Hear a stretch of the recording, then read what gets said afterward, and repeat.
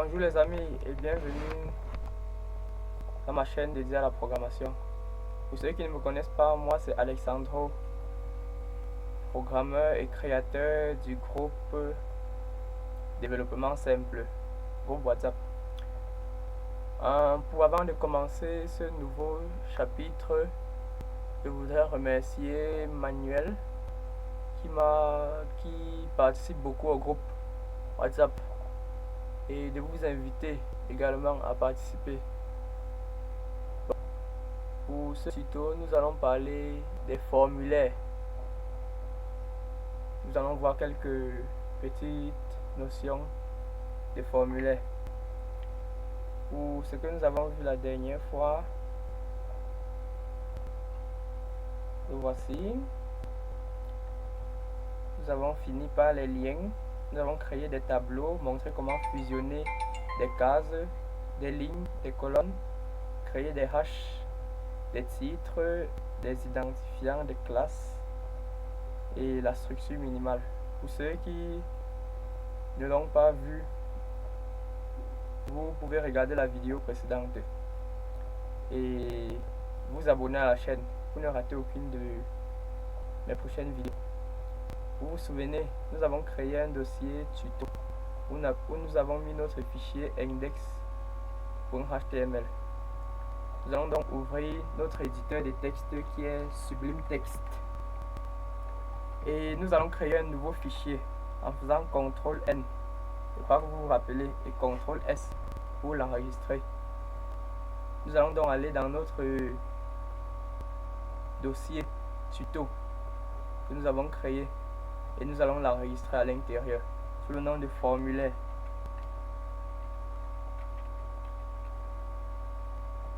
Sans oublier l'extension qui est .html. On clique sur enregistrer. Bon, comme tout code HTML, nous avons besoin de la structure minimale, de la syntaxe minimale. Pardon. HTML. La structure minimale. Voici pour le titre de notre page web. Nous allons lui donner le titre de formulaire.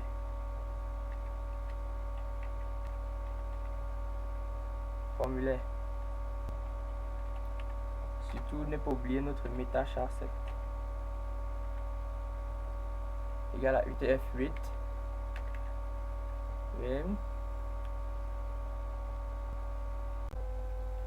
Bon, à quoi va nous servir le formulaire? Imaginez-vous que vous créez un site web. Par exemple, un site web où vous avez besoin des informations de l'utilisateur. Par exemple, son nom, son prénom, son mot de passe, son adresse mail, tout ça. Et c'est donc à ça que nous servira le formulaire, à indiquer à l'utilisateur tout ce qu'il doit inscrire comme information pour qu'on puisse le distinguer des autres utilisateurs. Bon, pour cela, pour créer un formulaire, donc nous avons besoin de la balise form.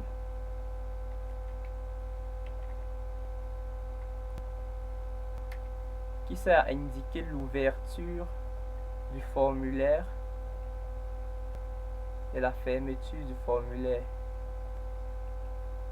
Dans le formulaire, donc, nous allons donc entrer les attributs, les balises qui nous serviront à indiquer à l'utilisateur ce qu'il doit faire. Bon, nous allons donc voir la zone de saisie. Par exemple, vous voulez que l'utilisateur entre son nom, par exemple, son pseudo. La zone de saisie. Nous utilisons donc la balise input, qui prend plusieurs attributs, bien sûr. Input, le type, le name et même l'identifiant, comme nous avons vu la dernière fois, ID. Pour le type, vu que c'est une zone de texte où l'utilisateur va saisir son nom ou son prénom par exemple, nous allons donc mettre le type texte. Il existe plusieurs types, nous allons le voir tout à l'heure. Le type texte. Et l'id, nous pouvons mettre pseudo. le name, nous pouvons laisser vide. Nous allons plus approfondir le name au niveau du PHP, parce que nous allons voir le PHP. Nous faisons donc CTRL S. Nous partons visualiser ça dans notre dossier tuto. Voilà le formulaire. Nous l'ouvrons. Ouais, je crois que c'est ça. Peut-être il peut insérer tout ce qu'il veut à l'intérieur. C'est bien beau ça, mais si vous mettez un truc comme ça dans votre site web, l'utilisateur voit qu'est-ce qu'il va savoir qu'il faut mettre à l'intérieur. C'est donc à ça qu'il va nous servir la balise label.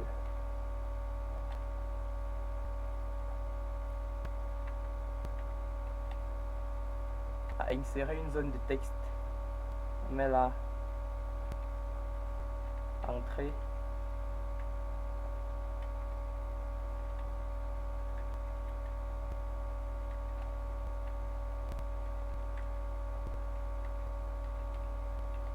Entrez votre pseudo. Nous voyons. Ouais, c'est donc ça. L'utilisateur peut donc entrer son pseudo. Dans mon cas, c'est met Alex. Et oui. C'est donc ça. Et ce n'est pas tout. Il nous faut donc lier le label avec le input. Pour cela, nous allons utiliser l'attribut for et input. Nous allons lui donner le même nom que l'ID, que l'identifiant. Donc nous allons copier ça. Nous allons coller là. CTRL S.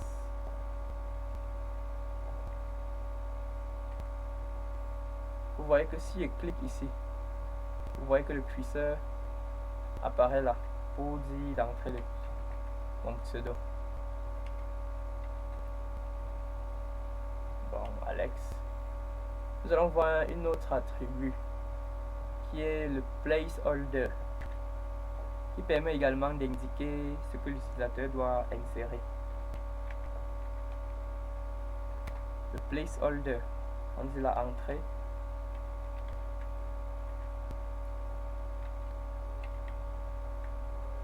Votre pseudo.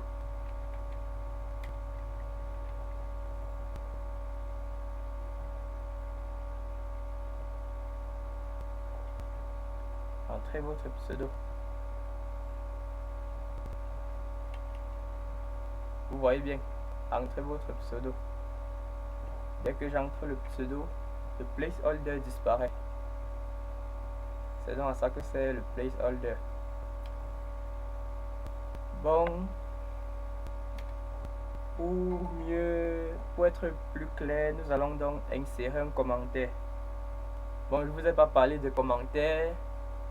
Commentaire, c'est donc un truc qui va nous servir, un texte ou une indication qui va nous servir à nous indiquer nous-mêmes dans notre code source pour dire que telle partie signifie telle chose, telle partie signifie telle chose.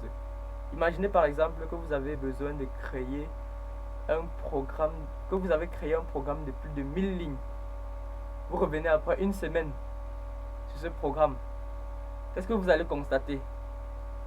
Vous allez peut-être oublier des choses, de ne plus savoir que cette partie servait à quoi. Vous allez commencer à vous casser la tête. C'est donc à ça que va nous servir les commentaires. On dit là non.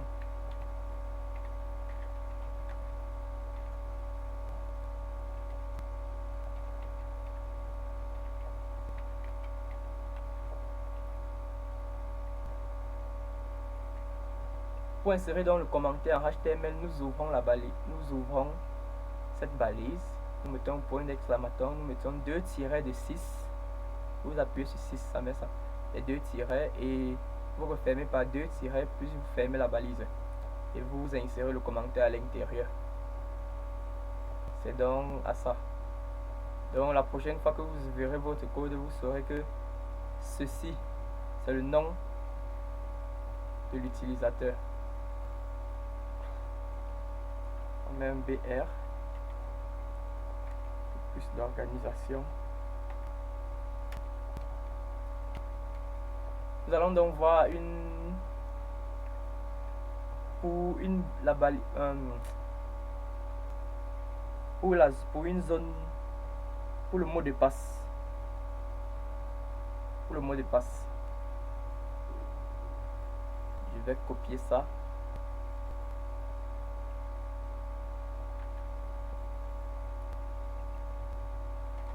Le code là. Et bien sûr, le commentaire n'apparaît bien sûr pas dans le navigateur. Vous voyez, il n'apparaît pas. Pour le mot de passe, donc, au niveau de input type, nous mettons le type, sera donc password.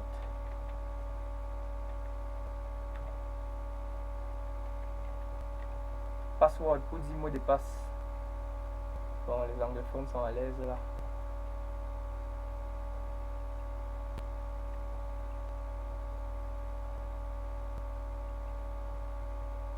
Pour l'identifiant, nous allons mettre le mot.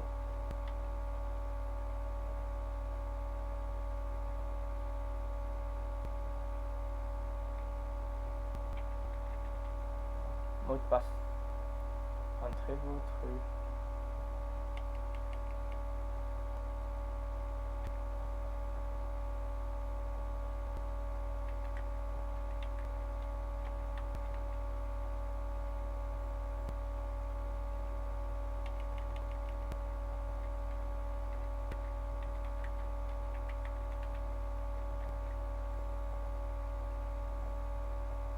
je actualise.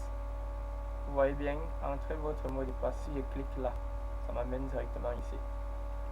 J'entre mon mot de passe, blablabla. Vous voyez donc que ça, on valide notre mot de passe. C'est donc ça l'utilité de password. Ça cache donc notre mot de passe. Et là, nous pouvons insérer un commentaire pour dire mot de passe.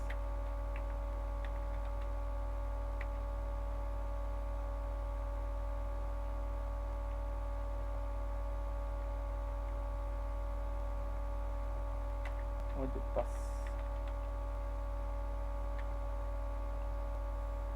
Donc dès que je reviens là, il sait que ceci, ce qui est en bas, c'est le mot de passe.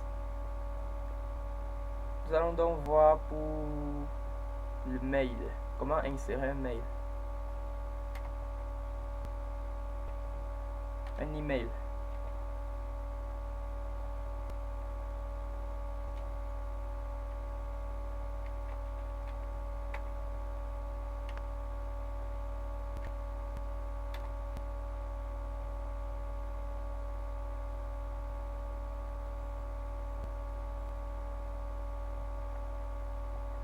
Nous copions ça. Nous allons mettre la mail.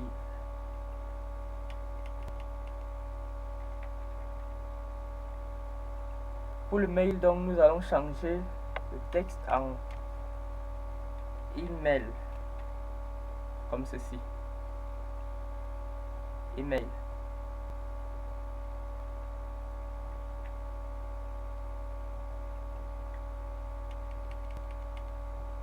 Entrez votre adresse.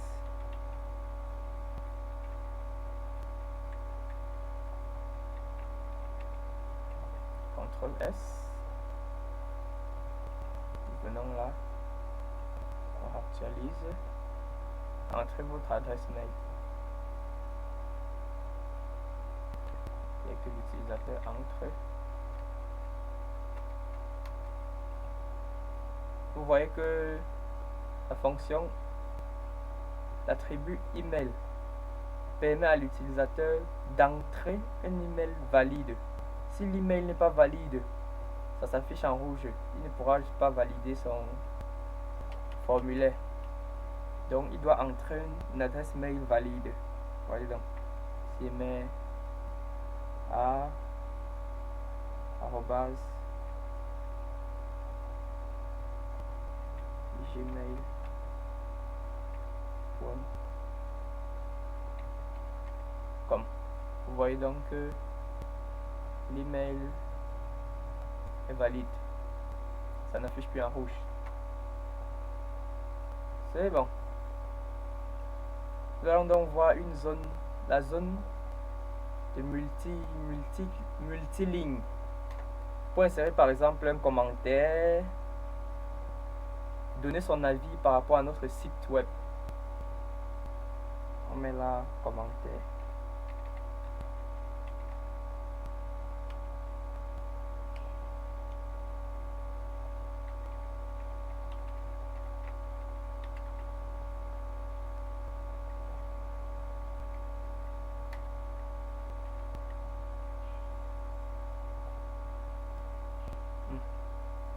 C'est pas cette balise qu'on utilise.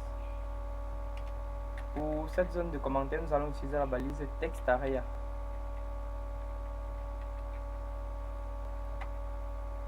Texte area.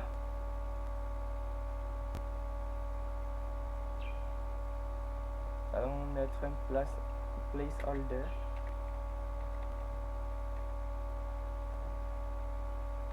Entrée.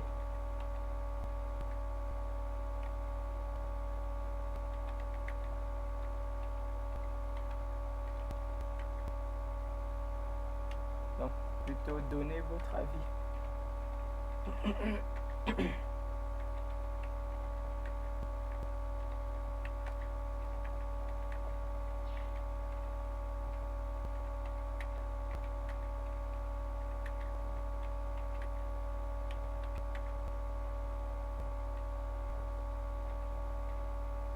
Donnez votre avis par rapport à mon site web.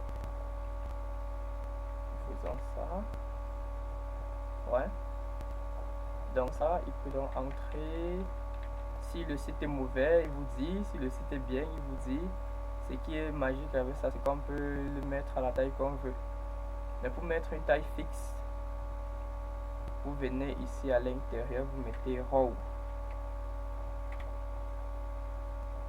Rows. Vous mettez une valeur, il met 15, 14 et call.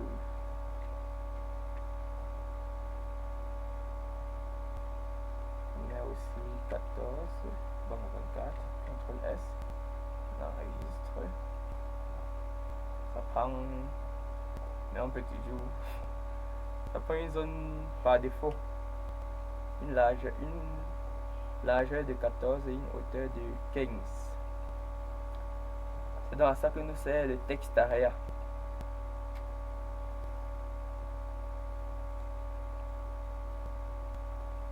On va voir une autre zone de saisie du, par exemple, le numéro de téléphone. Si vous voulez que l'utilisateur entre son numéro de téléphone, on met là numéro.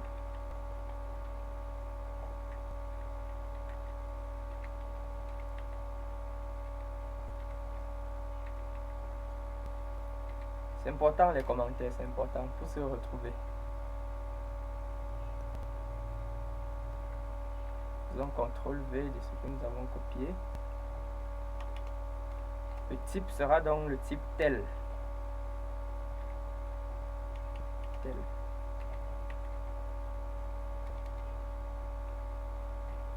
Le type tel. OK.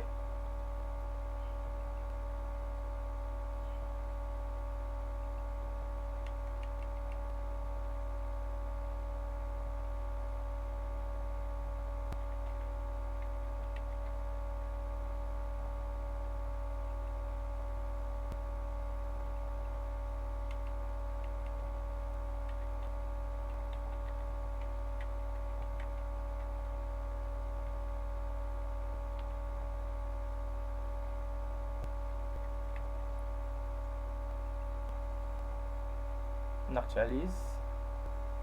Vous allez donc entrer votre numéro de téléphone.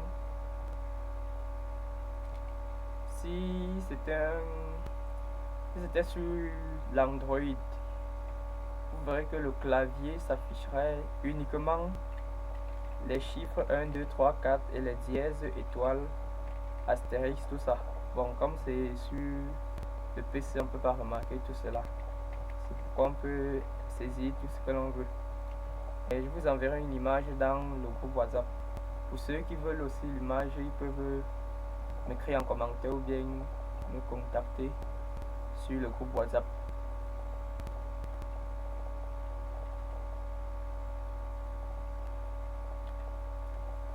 Ok. Donc pour la zone de texte, on utilise le type texte. Pour le mot de passe, password. Pour le mail, email. Pour la zone de saisie multiligne, texte area.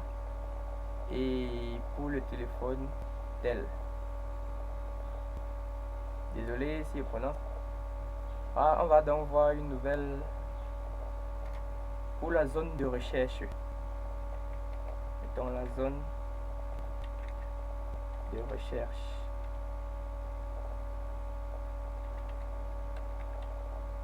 Zone de recherche.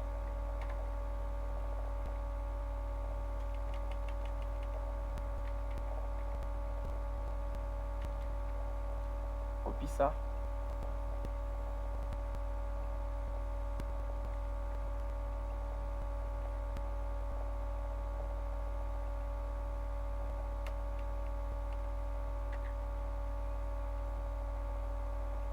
Pour la zone de recherche, donc nous allons utiliser, je ne sais pas très bien le prononcer, CEARCH, qui veut dire recherche en anglais.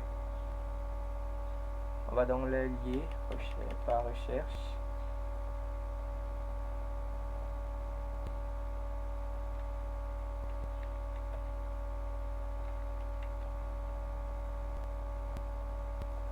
Input, on met recherche.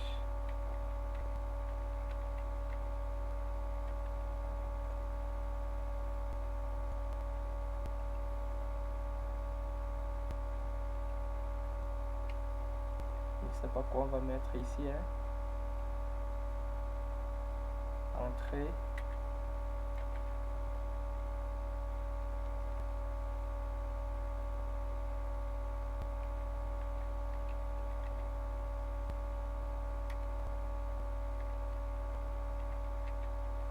Entrez votre recherche. CTRL S. On visualise.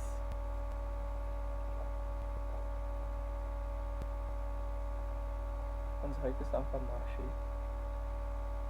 Ça n'a pas marché. C'est pas ça que j'attendais. Où est le problème?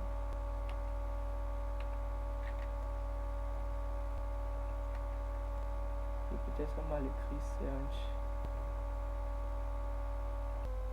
C'est donc ça pour la zone de recherche. Search. Il prononce peut-être mal, hein? Mais bon, nous allons donc voir les éléments pour les cases à cocher, les options, etc.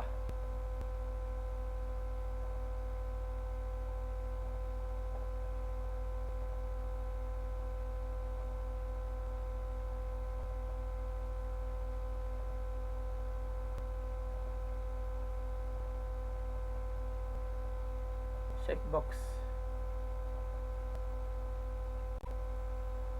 Là, nous avons donc pour les zones à cocher, nous mettons quel est votre sexe.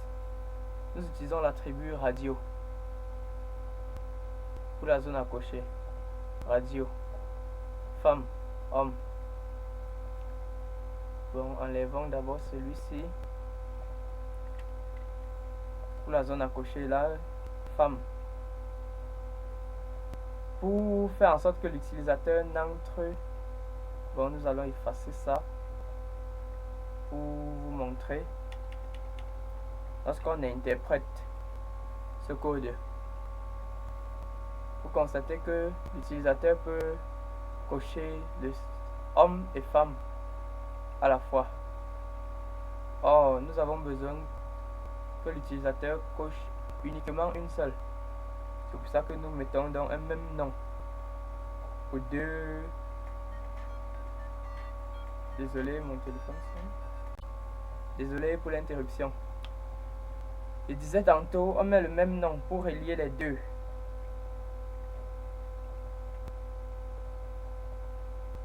Et sexe. CTRL S. Vous voyez que je peux cocher qu'un seul. En cochant l'autre se décoche automatiquement. Nous allons donc voir les cases à choix. Ou les choix.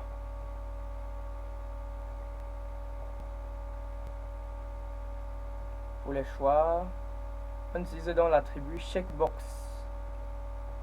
Ça va nous permettre de choisir. Par exemple, si vous voulez connaître l'aliment préféré de votre utilisateur, c'est un exemple. Quel est votre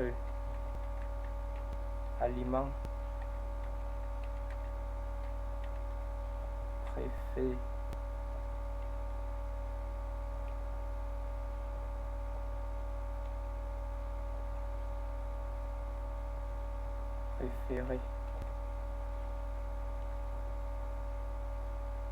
Là, je copie ça.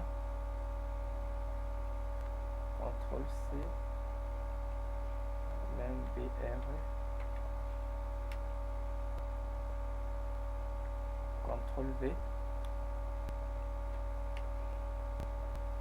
Et par exemple, en plus, plutôt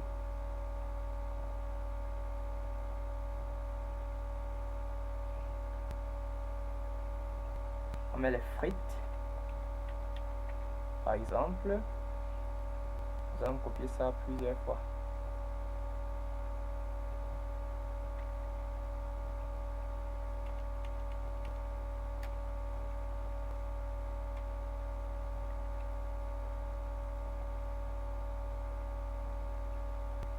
Là, nous mettons, nous avons mis les frites de l'autre côté. Qu'est-ce que nous pouvons mettre ici? Banane. Même si c'est un fruit. Banane. Je devrais plutôt dire les fruits. Hein. Carotte.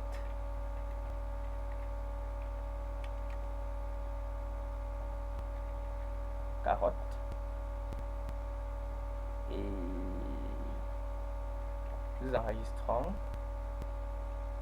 On interprète.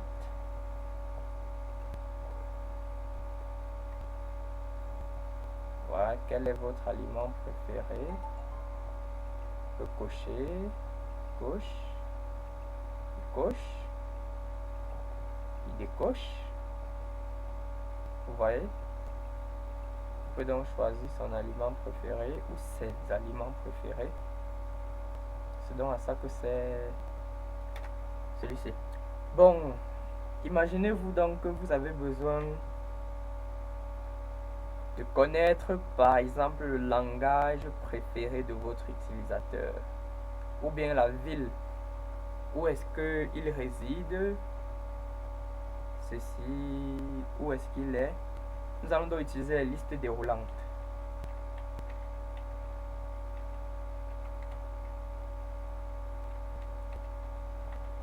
Les listes déroulantes. Pour créer dans une liste déroulante, nous utilisons dans la balise select.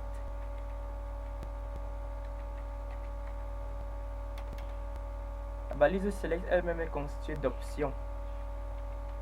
On utilise la balise option. Nous allons copier ça plusieurs fois.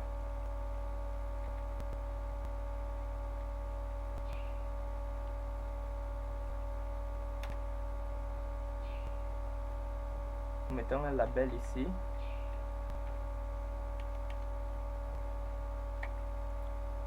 Il dit quel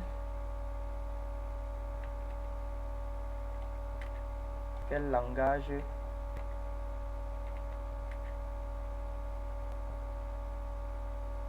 préférez?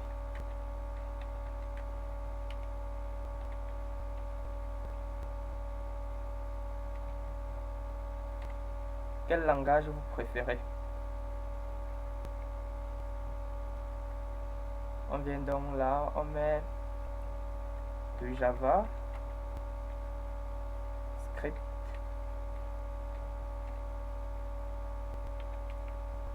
ici on met le PHP,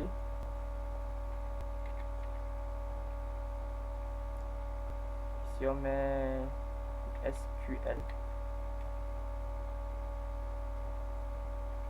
ici on met le Java par exemple, le CTRL S, venons là, on actualise, vous voyez, et c'est là, mais il y a un problème, le label n'a pas,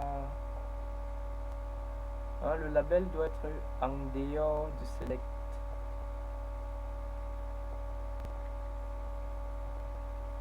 Excusez-moi, ça doit être ici. CTRL S, vérifions. Ok, ça marche bel et bien.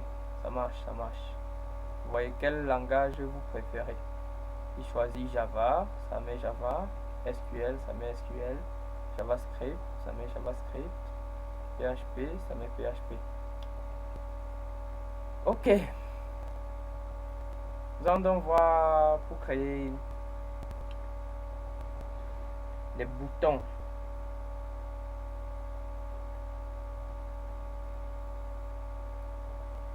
Nous allons donc voir le bouton de validation pour valider notre formulaire. Nous allons donc utiliser la input. Le type sera quoi donc? Type submit. Submit. C'est le type. Valeur.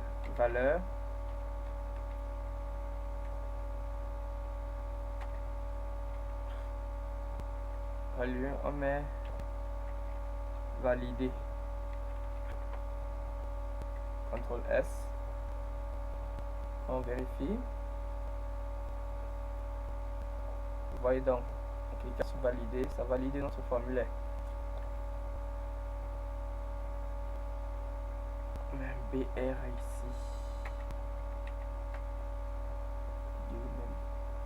D'autres ici. Un BR. C'est tout. Bon, nous avons encore une autre petite chose à faire. On doit encadrer notre formulaire.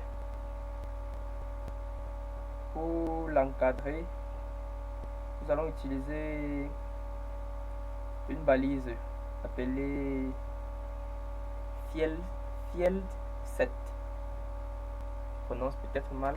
Field 7. On met la field 7.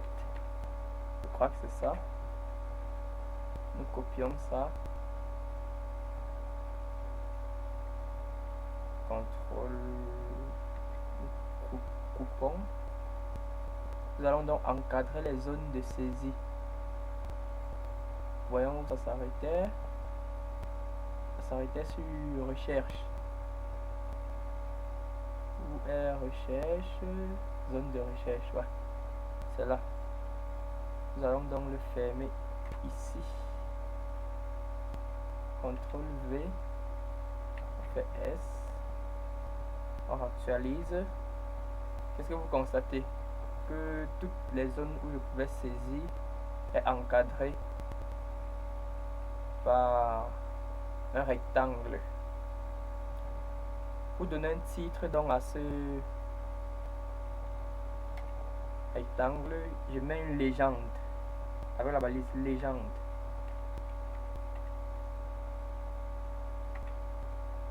Je vais mettre zone de saisie. Ou par exemple information obligatoire.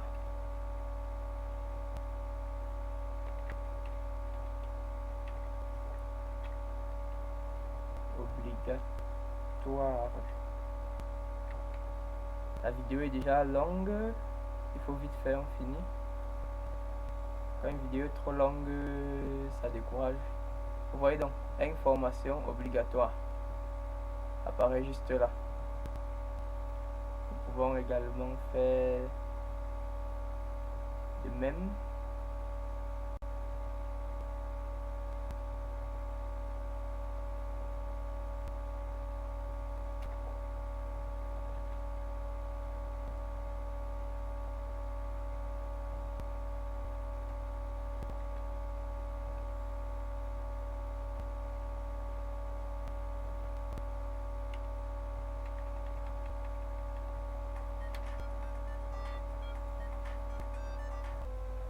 Désolé, j'ai dû stopper la vidéo. Bon, nous pouvons continuer. Je crois que j'étais là. Légende. Mettons vos coordonnées. Ou plutôt vos préférences.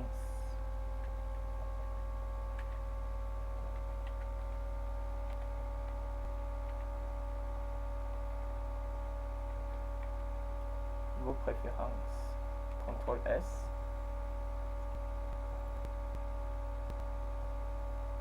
Ouais, c'est ça. Pour donc clôturer, nous allons voir une dernière. Bon, qu'est-ce que vous constatez? Que si je viens là, j'entre le nom, le pseudo, Alex, le mot de passe, je mets le bidule, l'adresse mail à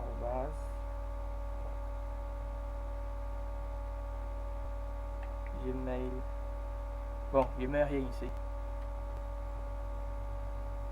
Je viens là, numéro de téléphone, je mets des hypothèses, recherche, je mets des hypothèses, je coche, des bêtises, et que je clique sur valider. On va dire ne pas enregistrer. Ça valide bien mon formulaire. Et pourtant, je n'ai pas saisi ceci. Pourtant, j'ai mis là information obligatoire. Pour rendre donc les champs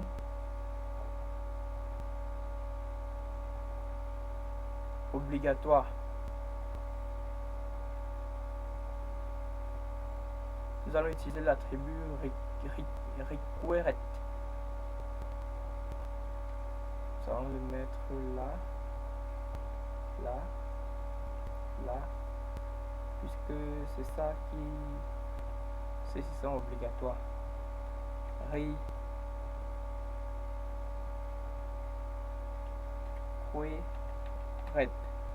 CTRL S.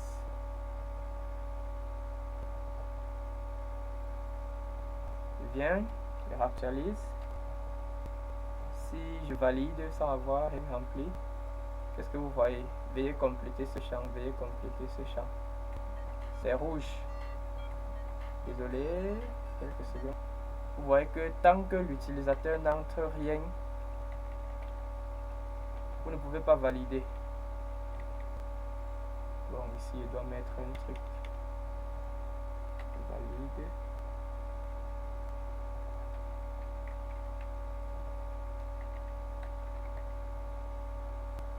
Tant que vous n'entrez pas toutes les champs obligatoires, vous ne pourriez pas valider. Ne pas enregistrer, ne plus afficher. Je crois que c'est tout pour ce tutoriel. J'espère que je n'ai rien oublié. Faisons un petit résumé. Le fiel 7, c'est pour au cas où votre formulaire est trop grand, vous voulez indiquer à l'utilisateur que certains champs sont obligatoires. Utilisez donc ça, une légende. Pour une zone de saisie, vous utilisez input type text. Pour le mot de passe, password. Comme ça, le mot de passe sera caché. Pour l'email, pour qu'un utilisateur n'entre pas du n'importe quoi, vous faites input type email.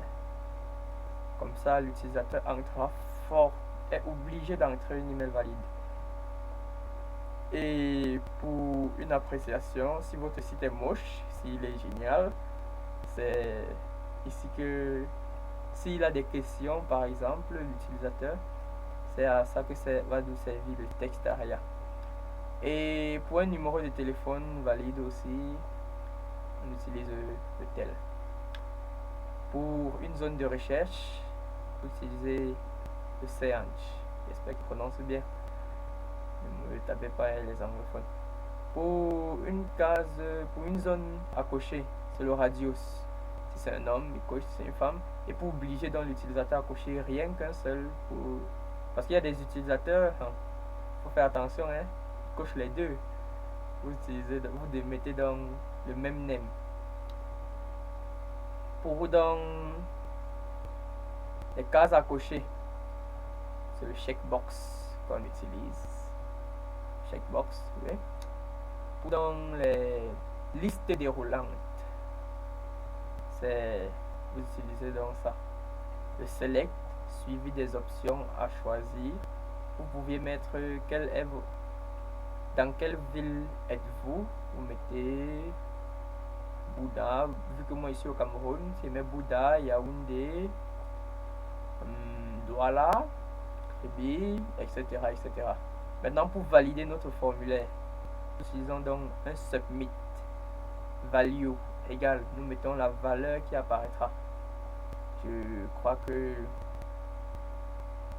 c'est tout pour ce tuto. Et au prochain tuto, nous allons donc entamer avec le CSS. Je sais que plusieurs personnes attendaient vraiment ça. Surtout, certaines personnes ne participent pas dans le groupe parce qu'ils attendent que l'on fasse le JavaScript. Mais, comme je le dis toujours, on ne connaît jamais trop un langage. Ne croyez jamais que vous connaissez un langage. Parce que ça évolue chaque jour. Le langage évolue chaque jour. Chaque jour. Donc, je vous invite donc à vous abonner pour ne rater aucune de nos prochaines vidéos et à partager cette vidéo. Et surtout de liker. Ça m'encourage vraiment à continuer les vidéos, les tutos. Bon, il faut partager, Celui qui garde pour lui seul, il n'évoluera pas. Pourtant, tu partages, tu améliores toi-même ta connaissance. Bye bye les amis, la vidéo est déjà trop longue. Et c'est pas bien. Bon, au revoir. Et à très bientôt pour un nouveau tuto.